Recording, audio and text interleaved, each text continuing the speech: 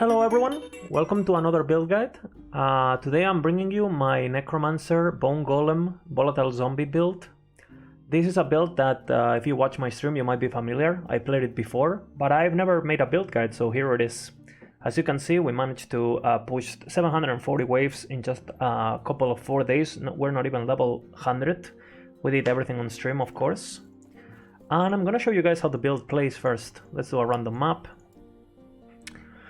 The build revolves around giving your Bone Golem 100% crit. This concept with the Retaliation Golem was originally developed by Apprentice and by Stormquake almost more than 2 years ago, almost, I feel. And you know, when Volatile Zombies got introduced, I did my own take and added the zombies into the equation, added sustain into the build.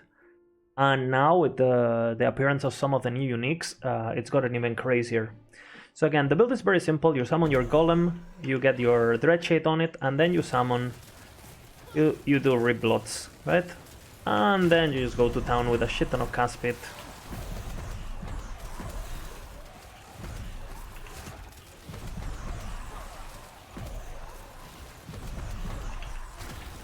It's very important that you don't miss your Dreadshade on the Golem, as it has cooldown.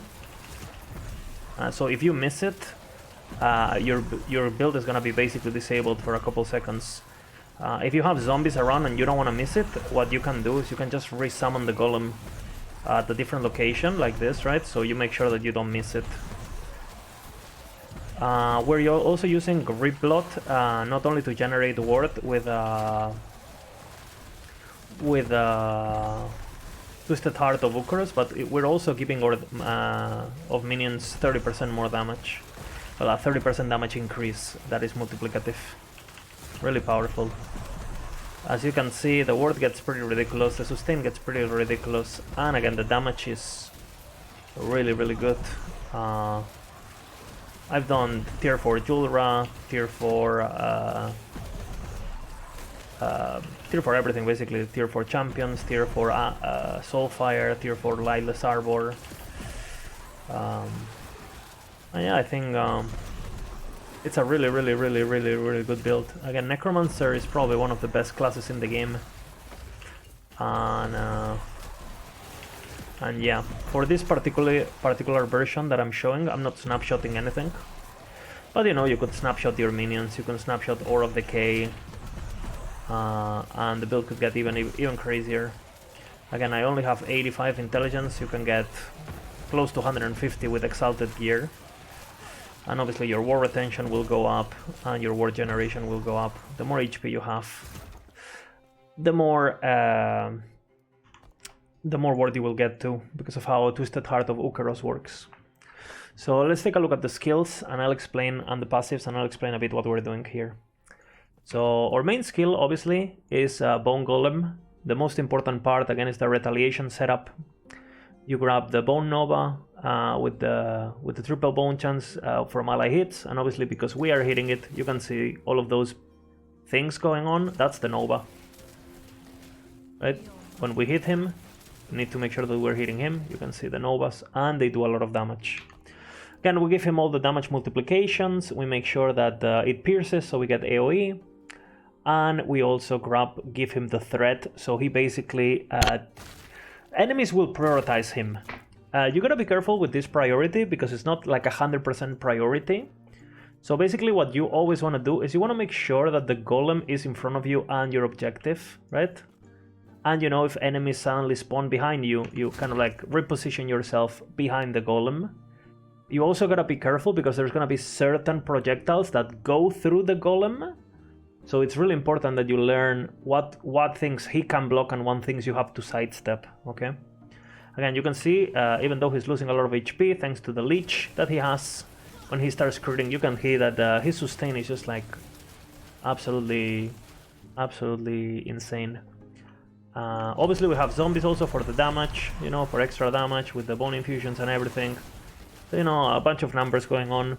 If you wanted extra damage, you could change the zombies for Bone Cores if you want it, and grab all the multiplicative damage for the Golem up here.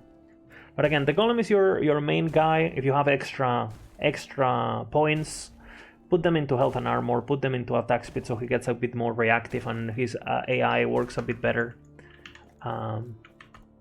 Then Dreadshade, again, it's the other core part of the build. We're gonna do a setup where we wanna make we're gonna put it just on the Golem. And again, the Golem doesn't have really good access to crit. So this guaranteed crit is absolutely broken. I personally think this will always break the game, this guaranteed crit. And I would suggest 11-hour games to just change it to I don't know, like a 20% flat crit or something. So you still have to build some crit on your gear. Because what this allows us, the fact that we don't have to build crit on our gear or on our idols, it allows us to go for, you know, HP idols and build minion HP on our gear instead of minion crit, which is one of the reasons why the build gets so tanky. Maybe a bit too much for a build of this type. Again, we give it all the damage possible, you know, we make sure we get affected by the Dreadshade because we would want to benefit from the cast speed that it provides to nearby allies.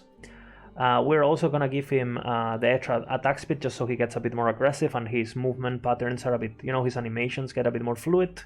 Again, we don't care about the blind because he's not doing range attacks, so it's fine.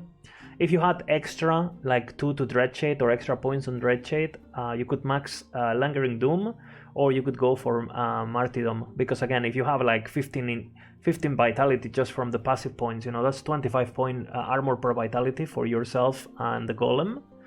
And again, we're gonna be scaling a bit of armor with this build, with bone armor and stuff. You can see my armor normally is not that great, but when I transplant I get armor. And if you had the extra armor from the Bone Golem, Vitality, you know, right now 25 times 18, it's a lot of flat armor, right?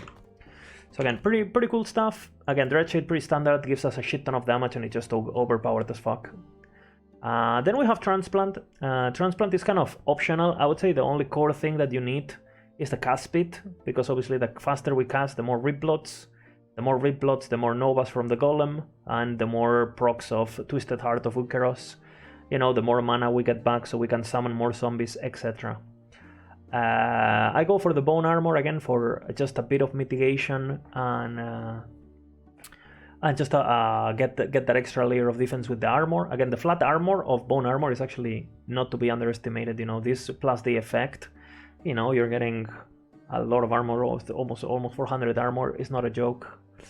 The pool of blood is also pretty nice, you know, when you need to get away from stuff. If the enemies walk over this, they will get slowed. And since you're playing a build where you're not applying hits yourself, having a source of CC that is reliable is really nice to survive when you're getting chased by zealots or enemies that dash towards you. Then it's Ripblood. Ripblood again, pretty straightforward too. You can see I'm missing a point. You're gonna need Twisted Heart of Ukeros, right, for this to work. And basically what you do is you make sure you grab the necrotic conversion. That will make it so when you use Twisted Heart of Ukeros, the passive that gives you current health converted to ward will activate, because it needs to be either necrotic or elemental. So that conversion does it for us. And then we grabbed all the cast speed we can afford with extra points. We make sure we grab the mana back so we can afford summoning as many zombies as we want. Make sure we get the health restored per intelligence, since we are scaling intelligence and this is gonna be a lot of health for us. You know, make sure that you're hitting allies, because obviously we want to be able to do the Nova stuff that I mentioned, right? And you can see once you have all of the cast speeds available, you can see you just like the cast speed just gets nasty, right? You have 140 cast speed, and you can get even more with exalted and stuff, and cast speed on your gloves, which I don't have.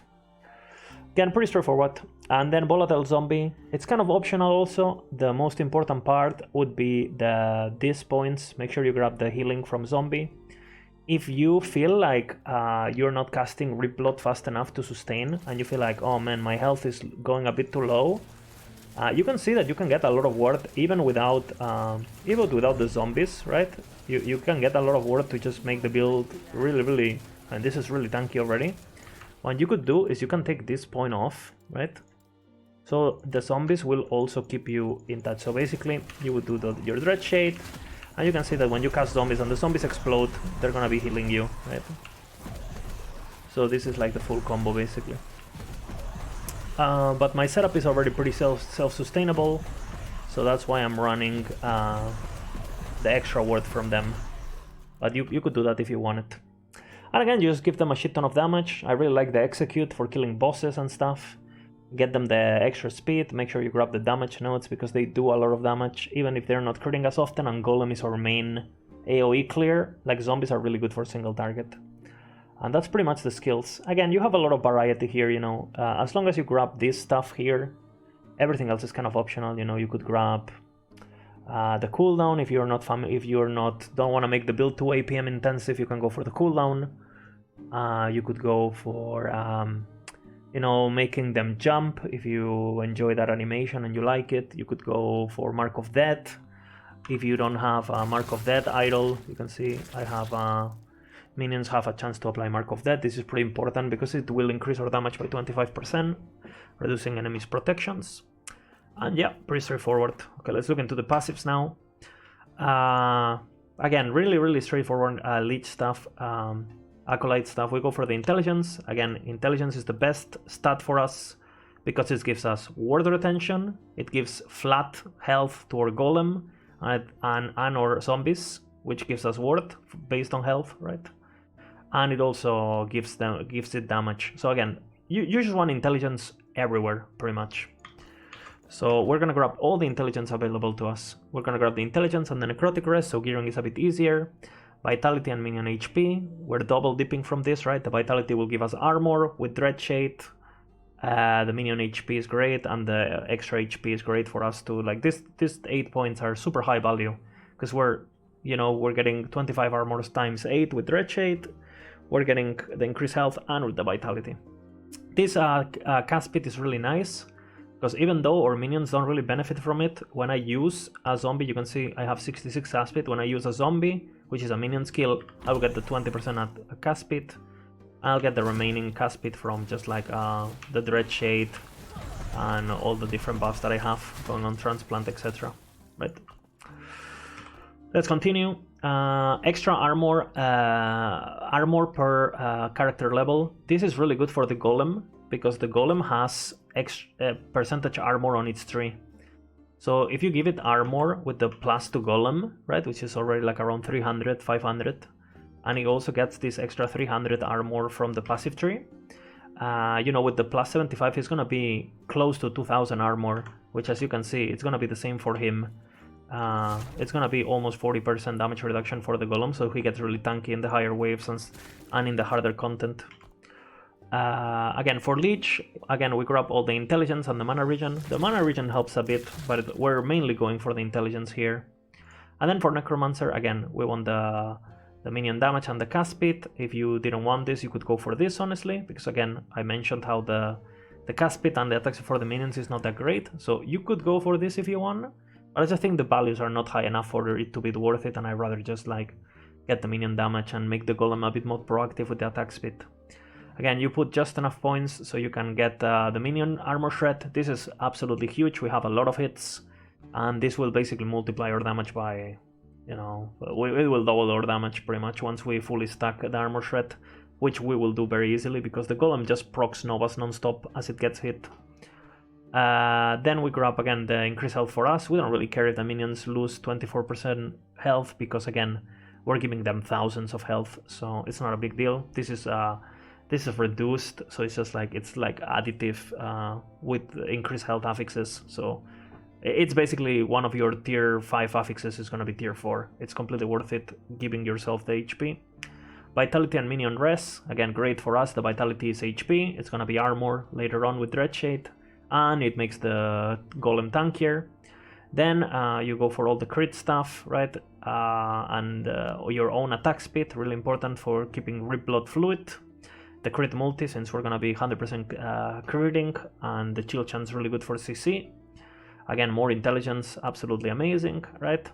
And this is the biggest point and the most important point, and the main point why the build works. Since the golem is 100% crit, you can see, right, when he loses HP and stuff, like I've showed before, because he's gonna be critting and he's gonna be life stealing 20% of the damage he does in crits. It's just gonna be, his sustain is incredible.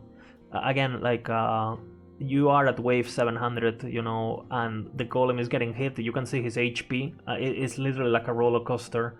If he takes damage, he immediately heals up. It's like a porcupine that keeps absorbing and absorbing and absorbing. Really, really overpowered. Right, now let's take a look at the gear. Again, the character that I'm playing here is a 4-day character, so it's not that great. So I'm gonna go into a planner so you guys can see what your goals should be and what is important. Again, like I mentioned, for idols it's pretty straightforward. You want the HP idols, right? Make sure you also have some resistances here and there in order for you to cap your resistances. I recommend the ones that you're gonna find in this planner, right? With the elemental, a bit of physical and void, just to make sure that your blessings don't, you know, or you don't need to perfectly max them. You know, if you roll a 70, you know, you get one of those idols on void or physical and you're suddenly capped. And make sure you have at least one of these idols with chance to mark for death, because the mark for death is gonna be insane for your damage, pretty much. Again, it's a minus 25 res for the enemies, so really, really good. So this is the idols. Again, in terms of uniques, I would highly recommend, obviously, it's not a recommendation, you need Twisted Heart of Icarus to do the entire sustain thingy. If you didn't have Twisted Heart of Icarus, it's very simple. You could go for a Health of Decay setup. You could just add Skeleton Mages instead of Rip Blood while you wait, and you kind of like play like a normal army build until you actually get Twisted Heart of Icarus. Again, Twisted Heart of Icarus is easy to get. Just in this 4-day tournament I got 2 of them. And just make sure that when you're killing the boss it has all the modifiers active as possible, so he has a lot of item rarity. Don't kill the boss without mods or it's gonna take you hundreds of tries. What else? Ribbons of Blood, really good just because it gives the golem crit avoidance, and again everything else about it is good. You know, it gives us HP, it gives us resistance. It's like it's really easy to target farm on Abomination, so it's great. Death Rattle, it's an option. I wasn't using it myself because I didn't have a good one, but if you have a Death Rattle with HP, minion HP, and it rolls good, it's a really, really good option. You don't need it again. Like I pushed all of those waves without it. You can see I just had this shitty amulet and it was just fine, right? So keep that in mind, that it's not mandatory, but it is something that you want to consider in endgame. Make sure that if you get a Death Rattle, it's the most important stats. I know the crit multiplier is really appealing, but make sure that you don't roll 30% increased damage taken, because your minion is gonna suffer, the golem is gonna suffer a lot. 10% it's doable, you know, 10% is like, hey, you roll a 10%, 80% crit multi, hey, I'll get it. But if you get a 30% taking 30% more damage for the golem, you know, some damage over times and some stuff might actually hurt him quite a bit, so just make sure that if you use that rattle, make sure it's a good one and not some horribly rolled one.